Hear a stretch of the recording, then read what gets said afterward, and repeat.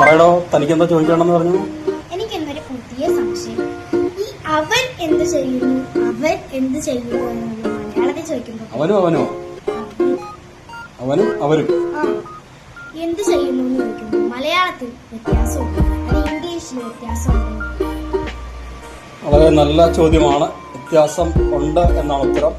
മലയാളത്തിൽ എന്ത് ചെയ്യുന്നു എന്ന് ചോദിക്കാൻ അവൻ എന്ത് ചെയ്യുന്നു, അവരെന്ത് ചെയ്യുന്നു, അവളെന്ത് ചെയ്യുന്നു, നീ എന്ത് ചെയ്യുന്നു എന്നൊക്കെ ചോദിക്കാൻ ഒരൊറ്റ വാചകങ്ങളുടെ കവന്നയാണ്.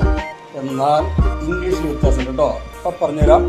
അവൻ എന്ത് ചെയ്യുന്നു നമ്മൾ ചോദിക്കുമ്പോഴത്തേക്കും വാട്ട് ഡസ് ഹി ഡു, അവൻ എന്ത് ചെയ്യുന്നു. അതിന് ഉത്തരം വേണമെങ്കിൽ നമുക്ക് പറയാം ഹി ടീച്ചസ് ഇംഗ്ലീഷ്, അവന് ഇംഗ്ലീഷ് പഠിപ്പിക്കുന്നു എന്ന് വേണം പറയാം.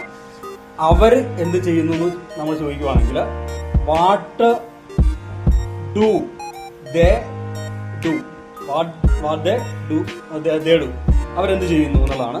അപ്പോ ദേ ടീച്ചേഴ്സ് എന്നല്ല പറയുക, ദേ ടീച്ച് മാത്തമാറ്റിക്സ് എന്ന് വേണം പറയാൻ. ചുരുക്കി പറഞ്ഞാൽ സബ്ജക്റ്റ് ആയിട്ട് വരുന്നത് ഹിയർ, ഷിയർ, ഇറ്റ്. അതുപോലെ സിംഗുലർ നൗണുകളാണെങ്കിൽ നമ്മൾ ഉപയോഗിക്കുന്ന ഉത്തരത്തിൽ എസ് ഉണ്ടായിരിക്കണം, ചോദ്യത്തിനകത്ത് ഡസ് ഉണ്ടായിരിക്കണം. അതിനു പകരം ഐ വി യു ദേ ആണെങ്കിൽ ഡു ആണ് വേണ്ടത്. ക്ലിയർ ആണല്ലോ?